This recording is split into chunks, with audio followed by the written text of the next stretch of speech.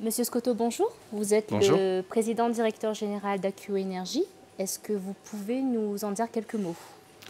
Oui, AQ Energy est une société française dont la spécialité est de développer, financer, construire et d'exploiter des centrales électriques uniquement à partir de ressources renouvelables.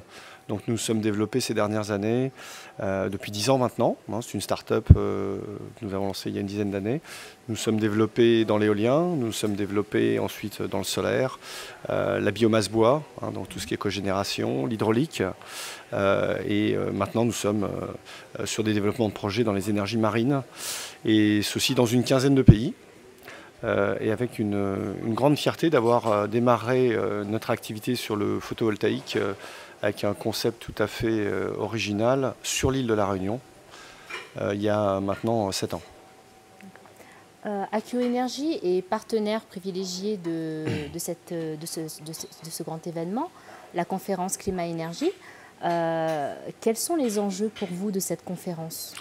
Alors moi, en venant ici, et je suis très heureux d'être ici, d'avoir été invité par la région à y participer. J'avais un but en fait. Je crois que parfois il ne faut pas se fixer trop d'objectifs et arriver dans une confusion. Donc je suis arrivé avec un but certain, déterminé, qui est de faire connaître à l'ensemble de la planète, et c'est une de mes missions aujourd'hui, ce que nous avons pu réaliser ensemble, AQ Energy et les Réunionnais, depuis maintenant 7 ans.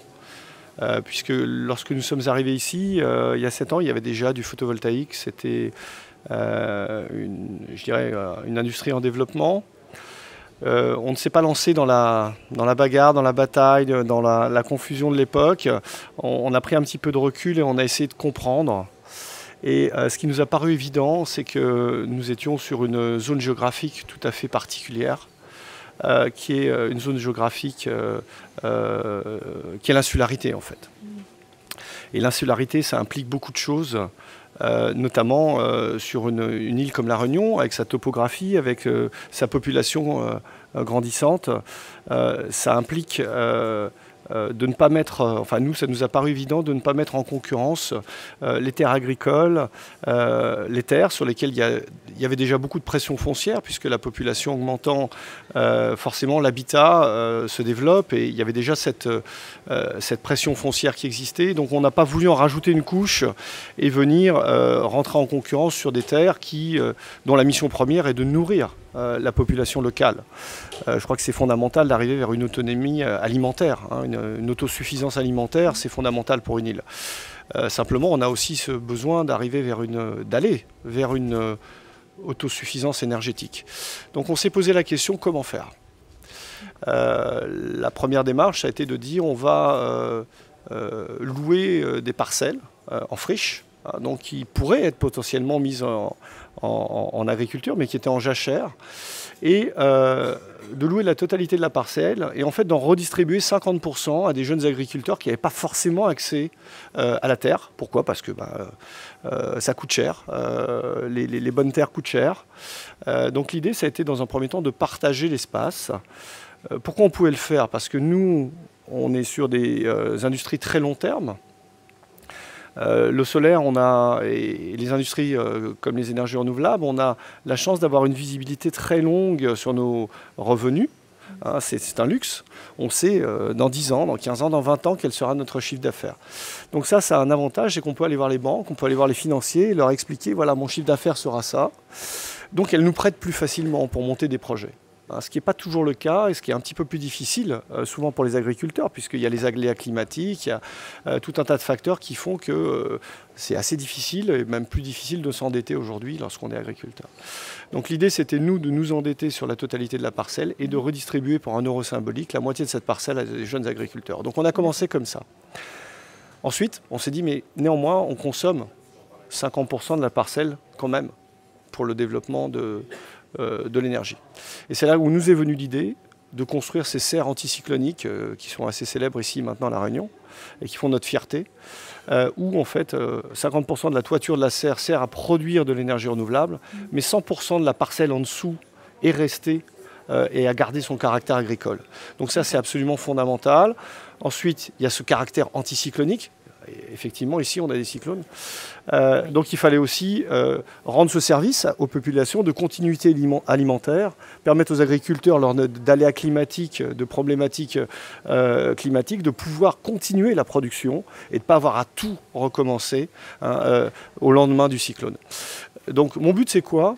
Il est très simple. Je suis venu là pour montrer à tous ces pays qui participent à cette conférence qu'il est temps pour eux de copier ce qui a été fait ici, puisque tout est parti d'ici. Et notre grande fierté aujourd'hui, c'est, et nous avons une délégation indonésienne qui est là, c'est d'avoir exporté ce modèle dans de nombreuses îles. Et ce qu'on souhaite, c'est continuer à exporter ce modèle, déjà dans la zone océan Indien et au-delà des océans. Et c'est le cas avec cet énorme projet que nous avons signé avec le gouvernement indonésien sur l'île de Lombok, qui est en fait une déclinaison de ce que nous avons fait à La Réunion. Donc La Réunion fait école aujourd'hui et voilà, mon but c'était ça, de faire connaître ce qu'on a fait ici concrètement, avec des cas extrêmement pratiques et de les exporter vers d'autres cieux. D'accord, donc en fait pour vous cette conférence permet de mettre en valeur La Réunion comme vitrine du savoir-faire et d'une certaine expertise qui sera maintenant reconnue au niveau international.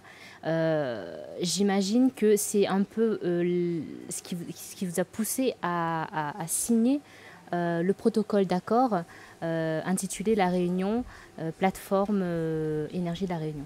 Oui, je peux difficilement mieux résumer ce que vous avez dit, c'est parfait, en y rajoutant une autre dimension. C'est qu'au fil des ans, on a développé les projets, on les a construits, on les exploite aujourd'hui dans les règles de l'art. Donc ça a aussi permis de développer un savoir-faire local en termes de techniciens, de compétences, de valeurs, en termes de savoir-faire en fait, je l'ai déjà dit. Donc ce savoir-faire et l'ensemble de nos collaborateurs réunionnais qui sont montés en puissance avec nous ces dernières années, aujourd'hui sont prêts aussi à aller exporter ce savoir-faire. Donc c'est aussi permettre à nos équipes locales et à l'ensemble des équipes locales réunionnaises qui travaillent sur ces secteurs de pouvoir former de nouvelles générations, à la fois localement et aussi à l'étranger. Donc en signant cette plateforme, l'idée c'est de structurer, je dirais, la mise en valeur, la mise de ce showroom, on peut l'appeler showroom, vous l'avez appelé showroom, donc de ce savoir-faire qui est local, et donc de l'exporter sur l'ensemble de la zone océan Indien, à la fois en termes de technologie, de ce qui a été fait, d'expérience, mais aussi de compétences en termes d'emploi. Monsieur Scotto, une dernière question pour terminer. Vous connaissez très bien La Réunion. Est-ce que vous pouvez nous en dire quelques mots? Comment est-ce que vous définiriez notre île? Alors, je ne savais pas que vous me poseriez cette question, donc ça va être difficile, surtout sur une île comme La Réunion. Mais je ne vais pas m'appesantir sur la beauté de l'île, sur sa biodiversité, sur le fait qu'on a à la fois la mer, la montagne et qu'on a cette nature luxuriante et extraordinaire qui en fait une des plus belles îles au monde.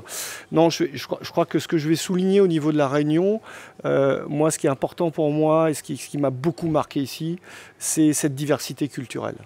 Je crois que c'est ça le facteur déterminant de mon amour pour cette île, c'est que c'est une des plus belles intégrations, des plus belles mixités culturelles qui existent sur cette planète. Et croyez-moi, je voyage beaucoup. Et ici on se sent bien et l'accueil des gens et leur gentillesse, c'est quelque chose de marquant. Donc me battre au quotidien pour ce peuple, pour moi c'est un plaisir, c'est pas un travail. Monsieur Scotto, merci. Merci à vous.